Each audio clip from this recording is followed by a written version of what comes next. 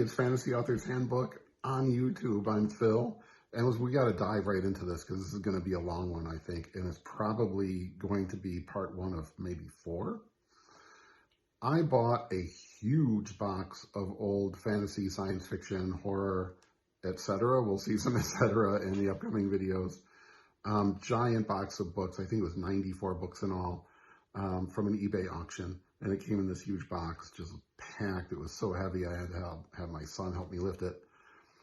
And what we're going to do today is we're going to do the book haul. Now, I've done a couple of these already. I'm not sure if they've even been posted before this or not. Probably not. That were much smaller, and I just sort of did it as an unboxing video. Like, just pulled them straight out of the box and started talking about them. Just first glance, kind of, right off the cuff kind of thing. And those are pretty cool. That's kind of fun. But maybe, I thought with this one, because there's so many and because there was a small collection of books within the collection of random books that got me really excited and actually got me bidding like more money than I probably wanted to spend. But in the end, I was happy to spend it. So I think this, even though it's a huge book haul, it's really worth talking about in a lot more detail. So, well, a lot more detail. There's a lot of books. We're going to get into a little bit of detail on each one. So this isn't just a raw unboxing. I've already gone through these. I've looked through them, kind of, put them in collections by authors and other categories. And the first category that we're going to talk about with this first 27 books in all, the first category is the books that I have already, or that I've already read, and I'm thinking probably will end up going up on eBay. Starting with All the Myriad Waves by Larry Niven, which is a collection of short stories. I've been a Larry Niven fan for ages and ages. I read Ringworld and the next few books, which will be we'll see in the next book. I already have this, exactly this same edition. It's in the giant pile of random science fiction and fantasy books to be read. Fantasy books, horror books, etc. So got this already. This one's going to go up on eBay, along with the other Larry Niven book, The Ringworld Engineers, which was the direct sequel to Ringworld, or the second in the Ringworld series, which I read 43 years ago when it first came out. This one you see here is the 6th printing from 1981. That would be about when I read it, so I may have had exactly this one, or maybe a science fiction book club edition of it, but I've read it. It's going on eBay. And so is, this was exciting to see though, honestly, because I just finished reading this, like literally a few days before I got this box of books. This is Night of Light by Philip Jose Farmer. Unbelievably weird, super, super cool book. Really, really good, which I had already had, and I read in this. I bagged it because I'm keeping it. This is the original first printing of Night of Light, this older, Ballantine edition, Berkeley edition from 1966. This one that came in the box was the second printing from 1977, so much later. And you can see, I think this cover, the 1966, was much better. Just cool and weird and red and evocative. This was not bad. But this one kind of feels very kind of pedestrian, what 70s sci-fi in this book is anything but. This is a keeper. Let me just, I'm not going to do this for every book. I promise. This is going to take way too long. But I'm going to read you without my reading glasses, which I normally wear. My eyes are fine. It's just my arms aren't long enough. So I'm going to try to get through this. What I think is one of the greatest first sentences of any book that I've ever read.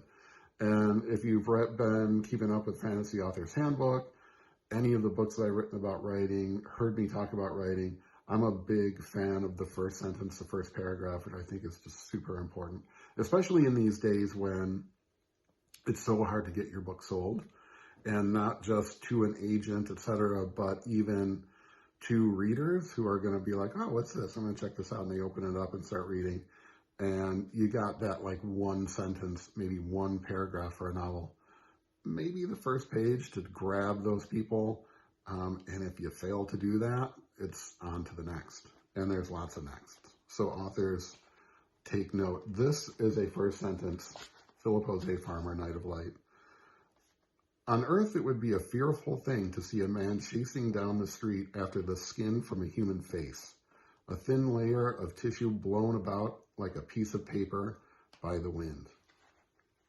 Right? You have to read on from that. You have to. And I did. And the rest of the book lives up to that expectation, which is even a harder thing to do.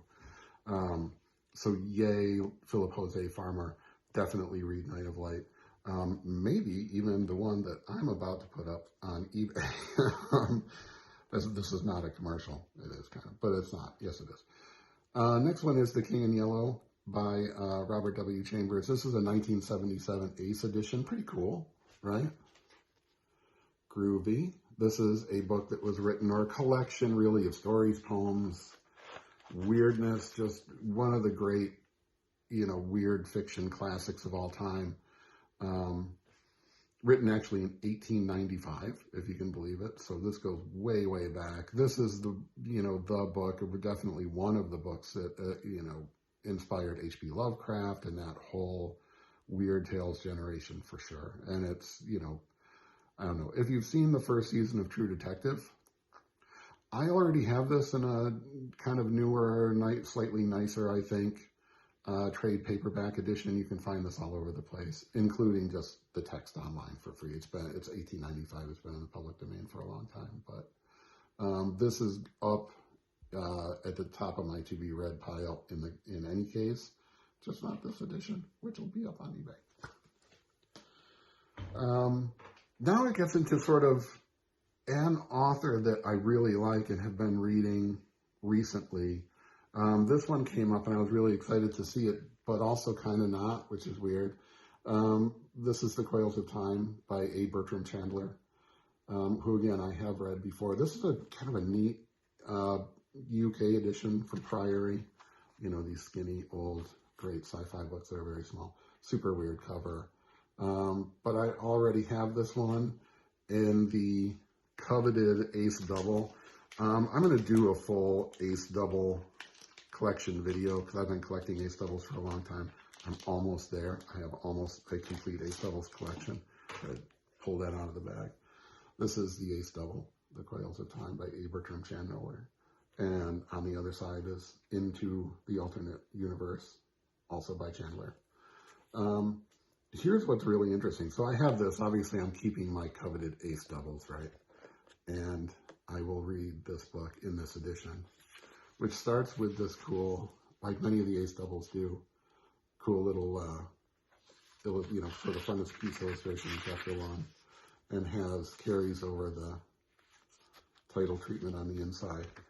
So it was really interesting to me when I saw this Priory edition from UK that has a completely different cover, completely different sort of setup. And then you open it up and you see exactly the title page from the Ace Double, and then exactly the illustration from the Ace Double. And if you flip through this, you'll see that the UK Ace, A paperback, whatever, A format paperback, it doesn't use the full page.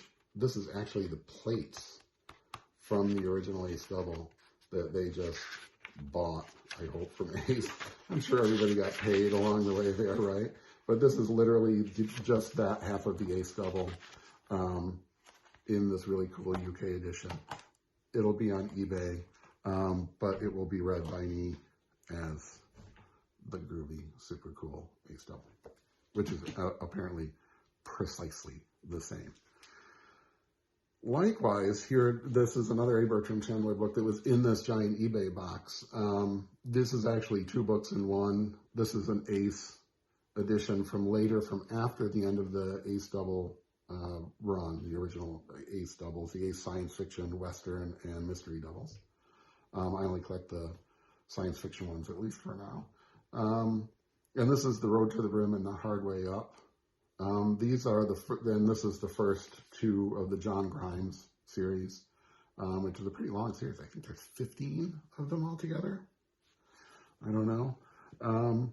But look, it's another one that I have as ace doubles. I won't take it out of the bag just for the speed of getting through the video. This is The Road to the Rim, a Bertram Chandler.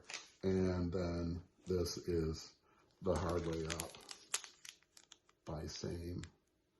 And these are with, you know, ace doubles that go with books by other authors. And then for The Hard Way Up, it's The Veiled World by Robert Laurie. So I'm keeping the ace doubles. And so this John Grimes book, the first one by Bertram Chandler, will go up on eBay. Then also in this box of random stuff from eBay, book 5 in this ace reissue of these, it's the Commodore at Sea and Spartan Planet. I don't have these. These were not published as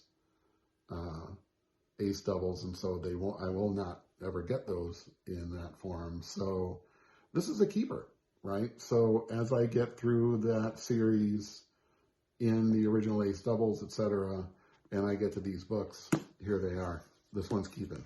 I'm keeping it anyway. And then let's talk about the stuff that I may not keep. There's going to be a lot of different reasons, and I just knocked the camera. I'm sorry about that. Why I might not keep a book. And, you know, this cover says, you want this, Phil. Phil, read me, Phil. I mean, it's cheesy, right? But who doesn't? It's cheesy in all the best ways. This is the Guardians series. That's the number 2 in a 4-book series. Dark Ways to Death. Great title. By Peter Saxon, who's actually a pseudonym. The author's real name is W. Howard Baker. And if you see me, if I look like I'm shifty-eyed, I'm reading a little bit of these notes from my screen in front of me. I could go and find the other 4 books in the series. It looks like a series I might want to do that with. Have you read this? Have you read the whole series? Is it worth it? Comment below. Tell me. I want to know. I mean, I really want to know, actually, because I do that. If I get book number whatever in a series and it looks really like something I want to read, I'll go out in search of the rest of that series. I have behind me, you'll see some like partial series and other things that I've collected over the years and years and years. This one is called Toy Man, right, by E.C. Tubb. This one, I do not have the ace double, but this was originally published as an ace double with Fear That Man by Dean Koontz. I have a couple of the Dean Koontz ace doubles, and that was, of course, before he became sort of, you know, in that Stephen King era of mega best-selling horror authors. And so those Dean Koontz ace doubles can get really, really pricey. I think I paid like $30 for one. So eventually I will get this as an ace double. So I'm going to hold out for that and throw this one up on eBay. It looks pretty cool. And because it was published originally as half an ace double, it's a short, little, tight, groovy book. Great cover. It can be yours from me on eBay if you get there in time. And then this one is just, oof, man. So first of all, Wayne Barlow cover. How can you go wrong? Super cheesecake, obviously, 1986, Bane books. I shouldn't do that, like Bane books. But you know, Bane books. Retief and the Pangalactic Pageant of Pulchritude, kind of a little goofy for me. Keith Laumer, who I've heard good things about, and again, this isn't me like trashing this, because I don't do that. I don't trash books. But this is way along this very, very long series featuring this character. And I gotta be completely honest with you, my loyal viewers, and myself, I can't sign on for that. I can't sign on for that many books just to get to this one that I got at random in a box. So I'm sorry. So if you're collecting these, check out my eBay store. It'll be there eventually. So now let's just go ahead and move right into, I've sort of collected these or put them together by author so we can talk a little bit about the author. Here's an author I don't honestly know that much about. Ron Goulart. This is called Hawkshaw. This is an awards book, or from Awards Books, which is a publisher I've never honestly heard of. And I've got to move it back so you can actually see this groovy cover. It's a Galaxy book, like Galaxy magazine. Very kind of short-lived, interesting imprint from that magazine. 1972, this book. Don't really know much about this. But there it is. There's the front. Here's the back. I'm going to keep this. This will go into the giant random to be read pile, along with Shaggy Planet, also by Ron Goulart. This is a Lancer paperback from 1973. I'm finding that a lot of the books in this box are from around that time. Either the very late 60s through to sort of the mid 70s, and then there's some going all the way up to the early 80s. So we'll say sort of, it looks like these books are coming mostly like 68, 69 to maybe 83, 85, but we'll see those along the way. And what's kind of cool is, or not kind of cool, what's very cool is that you see sort of this weird evolution of science fiction cover art and just sort of the presentation, and then also publishers and imprints, right? Galaxy magazine, the notorious Kent cigarette ad. If I put that other video up, I've told the Harlan Ellison story, which you probably already heard about the cigarette ads in books. I don't know, you know, I don't fault him for sending a dead gopher to the publisher for that, but I guess Ron Goulart just decided, what the hell? Maybe he smoked Kents. Don't smoke, kids. Bad for you. It's poison. The third and last of the Ron Goularts from this random box. This one looks pretty fun, right? The Curse of the Curse of the Obelisk. Looks like a groovy fantasy adventure guy being dragged away by a giant bat. So, you know, I don't know, right? I mean, this is obviously much later. This is coming from 1987, so this might be one of the latest books, you know, or the most recent books in the batch, which is pretty long ago, 1987. I do have an ace double with Ghostbreaker and Clockwork's Pirate, and After Things Fell Apart, also by Ron Goulart. I've read one of his other books too, and I don't remember the title. So he just seems to be one of those guys, you know, who wrote science fiction and fantasy and made a living doing it. The mid-list genre author, you know, when did that go away? And how do we get that back? I know, buy more science fiction and fantasy books by authors that you maybe haven't heard of. And that might come back. Let's, you know, we can vote with our purchases, I hope, right? With our wallets. Moving on to Damon Knight. This is another author like that, right? Who, you know, has just published tons and tons of books during that period when you could publish tons and tons of books, especially coming as he did from that magazine, you know, sci-fi magazine, you know, era of the early 50s. This one, Hell's Pavement, is actually, this is a Fawcett edition from 1971.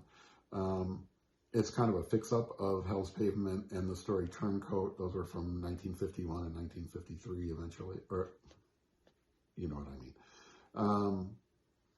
So, you know, I love this kind of stuff, right? And I love the early 70s and late 60s because they did this. They just mined those old magazines from the 50s, and you're going to see in these videos, in this video and the next two or three, kind of a lot of these. You know, the book was originally written as a serial or published as a serial or just as a collection of stories from maybe the 50s or earlier. And then were put together to create a novel later on. The next Damon Knight here, Turning On, speaking of short story collections.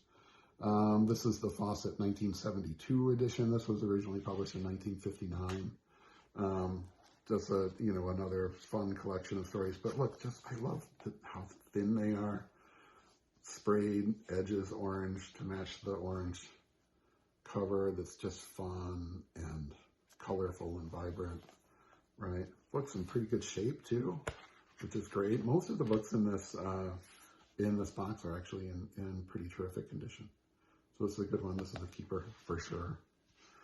Staying on the Damon Knight theme, A for Anything. This is a Fawcett edition, also 1972, but originally published in 1959. So this is, Damon Knight is one of those magazine authors, short story authors. I do have already some by him, again, the Ace Doubles, right? Master of Evolution and Off Center and the Rithian Terror. So Damon Knight, yeah, right? Why not? I don't know that I've ever read anything by R.A. Lafferty, but I've heard that name, seen his books. It is he, I believe. They were mostly he back then, let's be honest with ourselves and each other, but, that's changed a lot in the last, 30 years at least.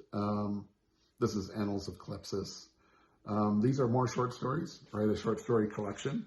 And the difference between a collection and an anthology, right? If it's the same author, these are all stories by R.A. Lafferty.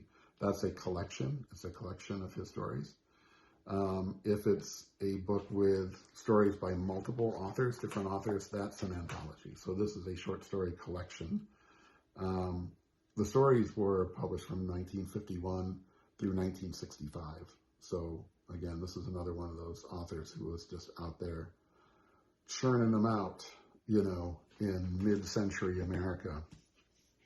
And most of those stories, if you've read those kind of mid-century sci-fi stories, are usually pretty good.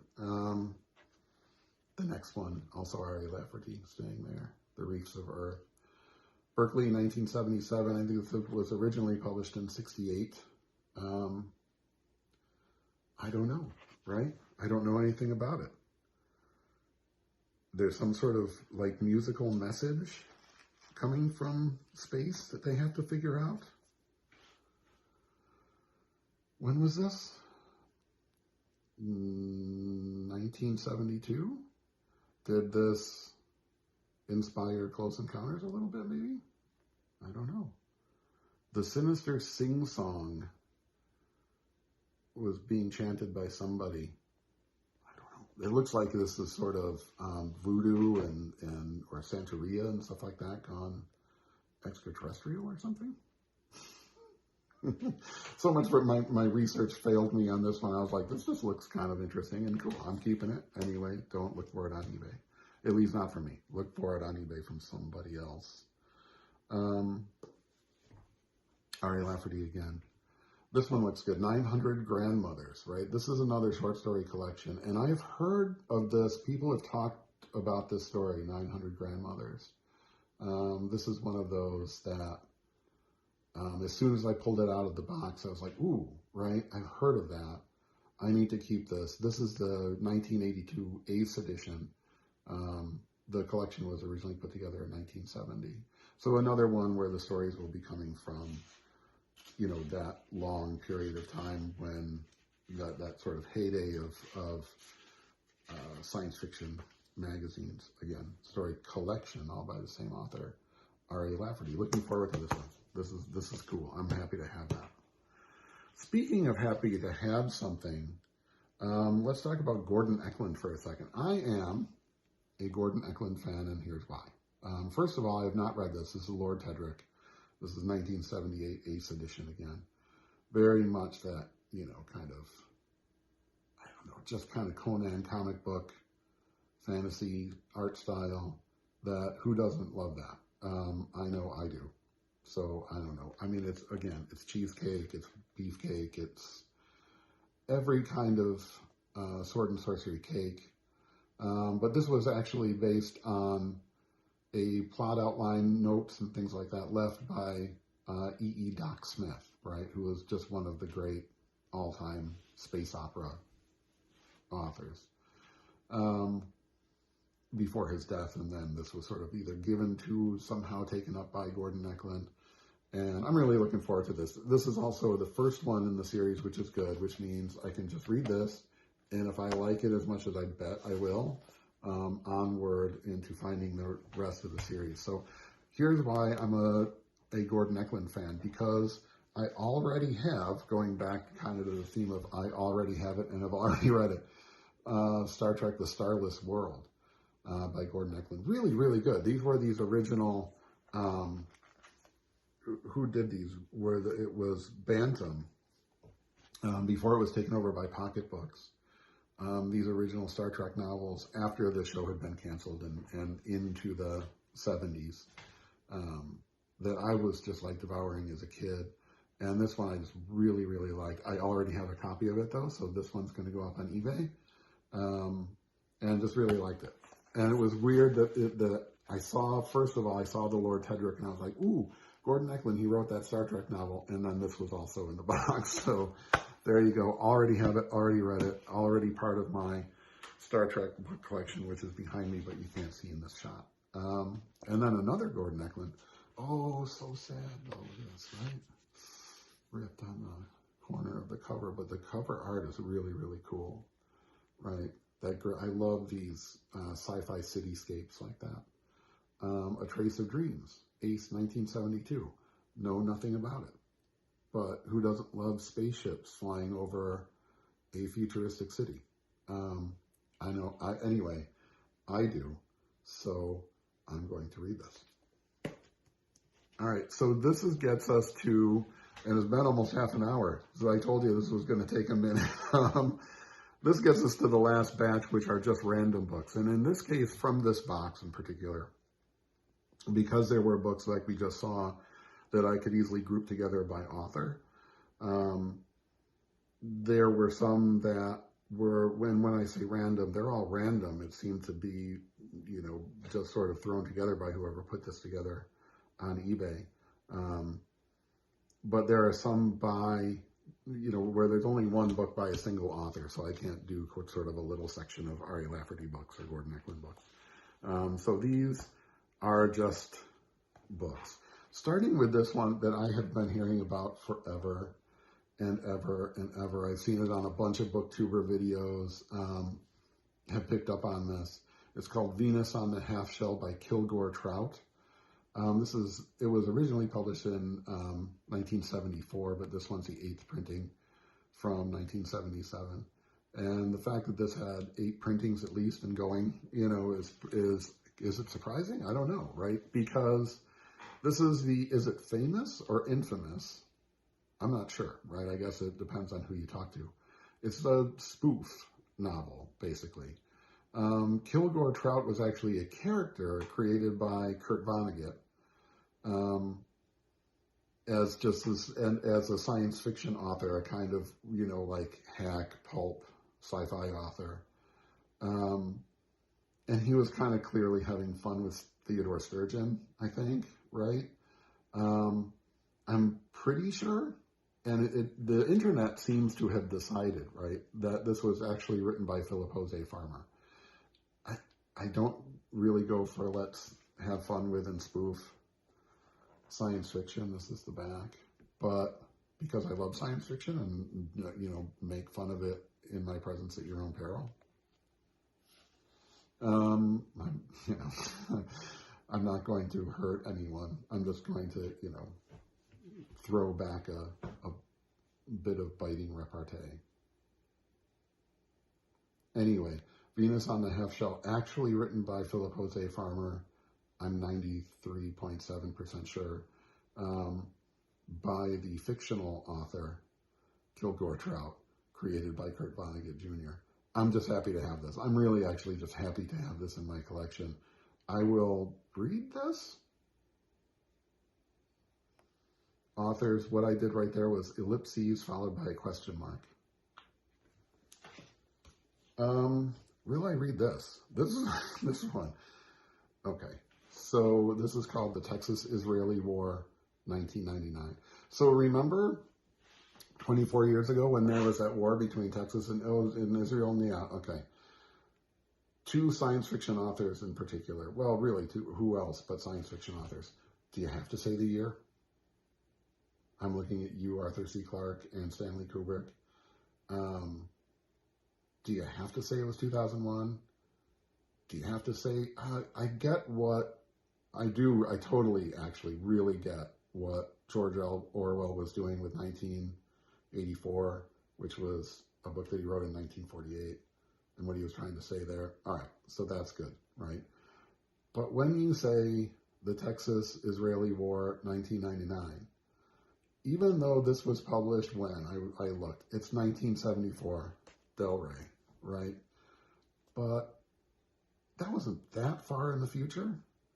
So people, like a 10-year-old Phil would be like, ooh, 1999 is going to be the terrible war between Texas and Israel. I'm not even sure how this book actually explains that, but God knows. But here's the thing. If this was just called the Texas-Israeli War and was set in some undefined future, it was just at some point in the future, this happens, right? Or whatever, America breaks up or something. I don't know. On August 12, 1992, England's tiny nuclear arsenal fell on Ireland, on South Africa, and finally on China. All right, so it was England's fault. I guess I can buy that, but not. It's just weird. I have read, believe me, you can see my ace doubles behind me. You can see my, incomplete but growing Doc Savage collection, Perry Rodan, right up here. I love old sci-fi. I've read a ton of books that, are set in the far-flung future of 1980, and I'm in, right? But here's the thing. You put that right up front, and you are guaranteeing that your book is going to be dated. Frank Herbert set Dune in the year 10,191. I think he's going to be okay. That basically says it's so far in the future that no one can predict anything. So this is what this is what I think, not what I think it's going to be, but I'm going to tell my story there. It's a long time ago in a galaxy far, far away certainly did not hurt George Lucas. So anyway, say what year it is at your own peril. End of speech. So as a kid, and right around this time when this book, War of Shadows by Jack L. Chalker, right, who's a well-known author in his own right, was published in 1979, I was probably subscribing to Analog Magazine. I've subscribed to it over the years. This was the hard, and I guess still is, right, the hard SF magazine where, it was actually astounding. And then Joseph Campbell, I always call him Joseph Campbell, John Campbell, changed the name to Analog and continued that hard sci-fi tradition, at least through the 70s. So this was Ace teaming up with Analog to put out this one by series editor Ben Bova, who I believe was the editor of Analog at the time. I remember him being the editor of Analog right around one of the periods that I was subscribing. It was probably around this time. So looking forward to this, right? Good name, good bones, good heritage. I like Ben Bova. I like his books. I met him once, seemed like a really nice guy. His wife was super cool. But so anyway, Jack Chalker, I will read that. That goes into the big, giant, to be randomly read pile. And I'm now all of a sudden going to have another anger outburst. This is not good.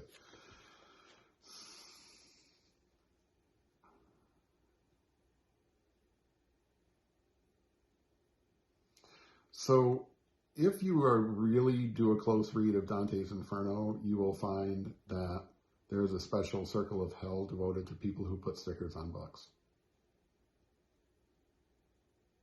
And if there isn't, there should be.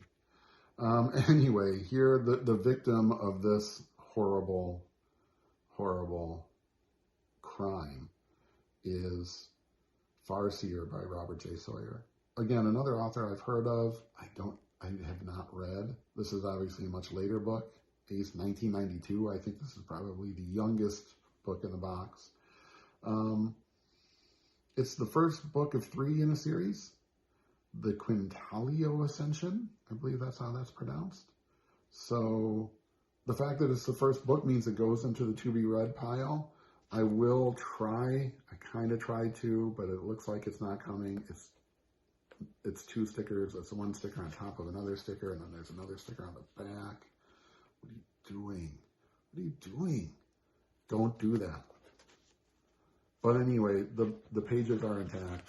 It's still readable, and I will. It's on the pile.